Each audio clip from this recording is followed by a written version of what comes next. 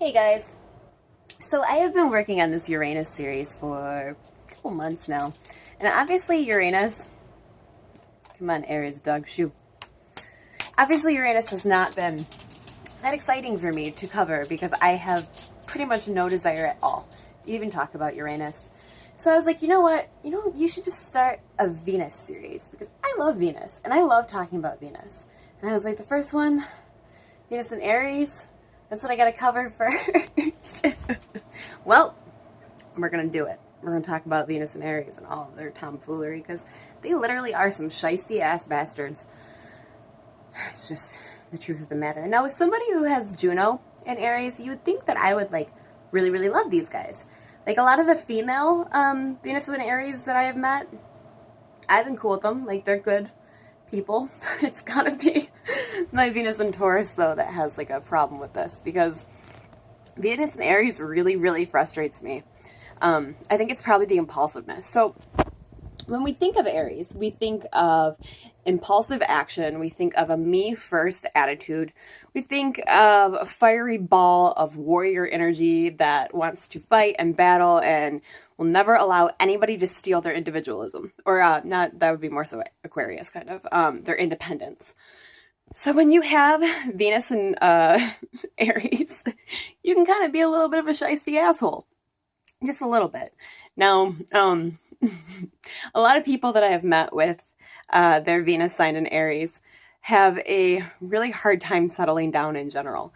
And once they do, it's like, even if they're settled, like partnership in like the sense, like in a Libra like sense, because if you think of like the seventh house is ruled by Libra.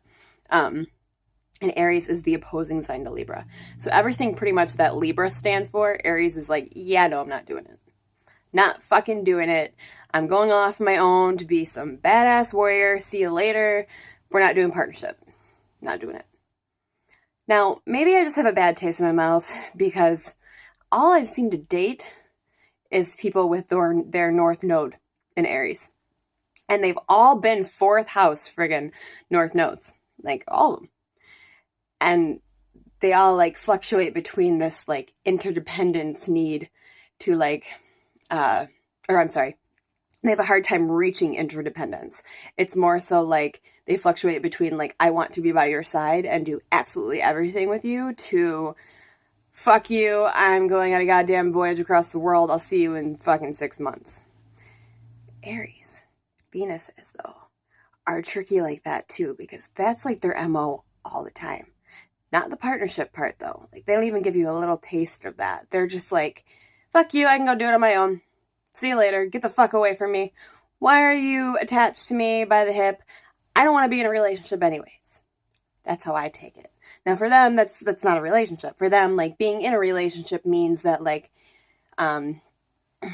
they are still able to be these warrior badasses with their impulsive desires and doing everything for themselves, and like you can come along for the ride, but like it's my show and I'm going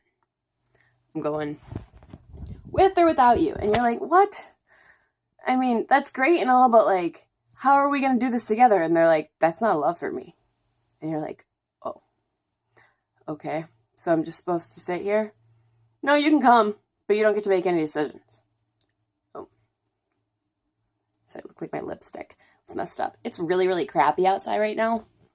I don't know if you can see that, but that is a bunch of snow and doom and gloom in Michigan. And it's shitty.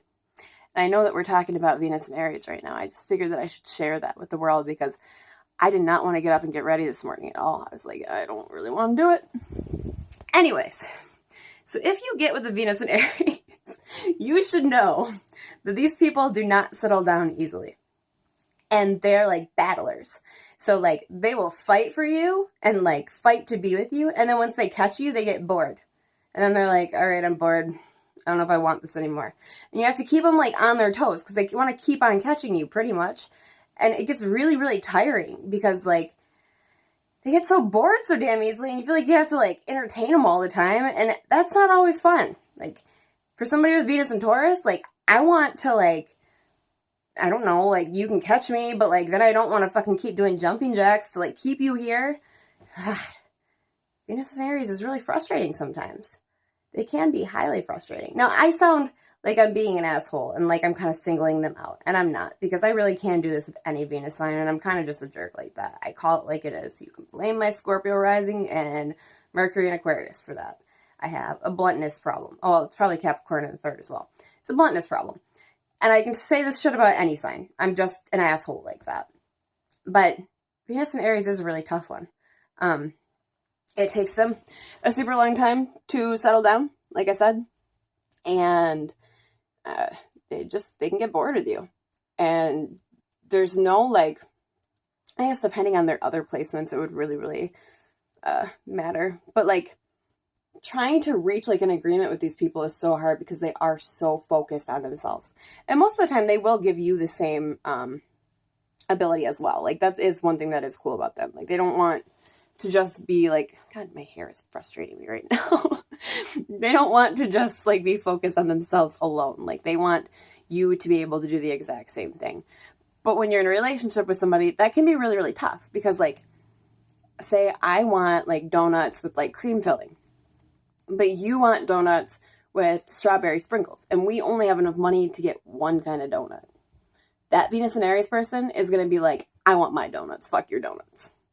Because when push comes to shove, Aries as a whole, even though they can be super, like, accommodating, when push comes to shove, it's about them and not you. They really don't give a shit about what you want. That's not love for them. Love for them is, like, them marching to the beat of their own douchebag drum, and, like, you can come along for the ride. But, like, when push comes to shove, it's going to be their donuts, not your donuts. And that's pretty much it.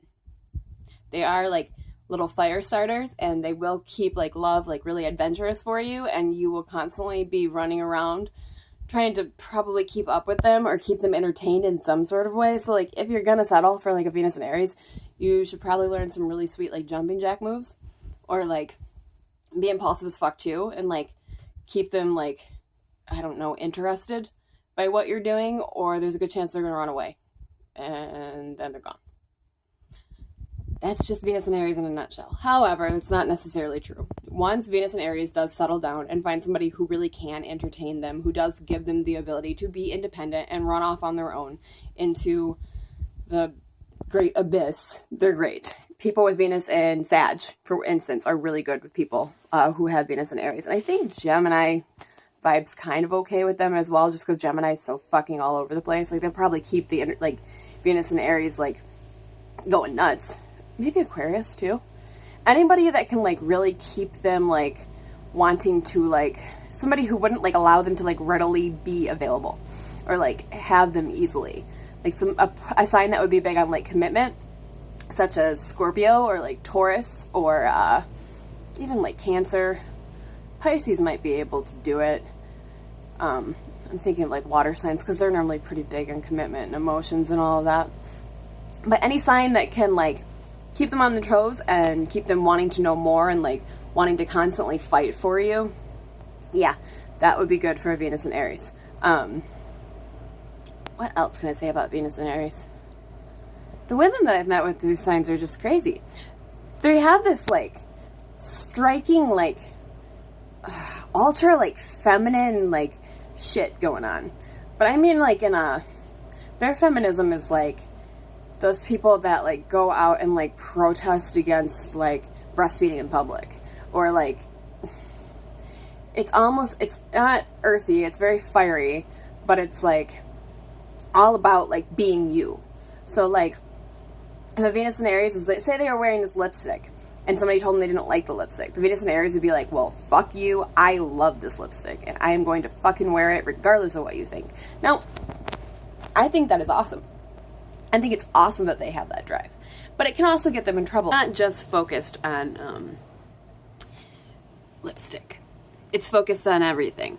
Like, if it makes it hard sometimes for them to reach, like, common ground kind of with their partners, because what they say they want to be done. Like, these can be the kind of people that get into relationships and, like, their partner asks them to take out the trash. This is a horrible example, but, like, if they don't want to do it, they're not gonna do it. at all. There's no like, there's no common ground there. There's not a lot of reasoning. Like, if they do not want to do it, they're not doing it. And that can be really, really troublesome in relationships, especially if it's like something that like is relationship focused, like talking about like things that matter to the other person. They can reach that common ground if they're more advanced, but there's still like this desire to really just do what the fuck you want to do. And if it's something that they feel like they're being pushed like too hard, they're just like, no, not doing it. Now, men with Venus and Aries are attracted to women like this. So they're attracted to women who are very, very independent, who are fiery and courageous and very out there wanting to go out on their own and trek out into voyage and all of that and battle and fight. A lot of people with Venus and Aries go for your stereotypical bitch. It sounds a little bit blunt, but it's the truth. They go for the woman that wears like the pants in the relationship. Somebody who, not the pants, because I mean obviously this person could also have strong Aries placements themselves, but somebody that they want to fight with, pretty much.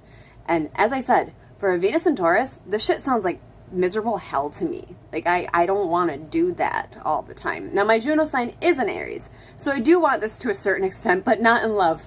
I want some, like, comfort and stability and shit, and, like, to invest my time into somebody that I know is, like, worth it.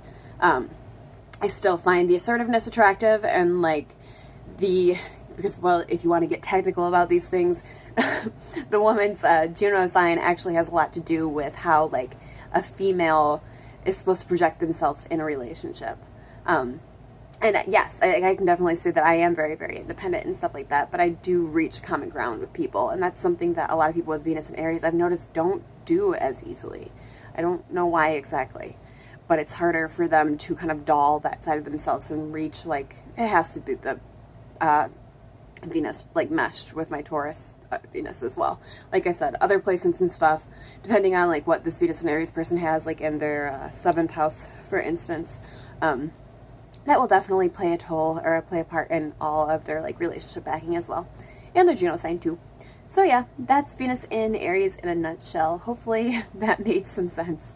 I know I sounded a little bit ranty about Venus and Aries, and I really don't feel that way. I just haven't had...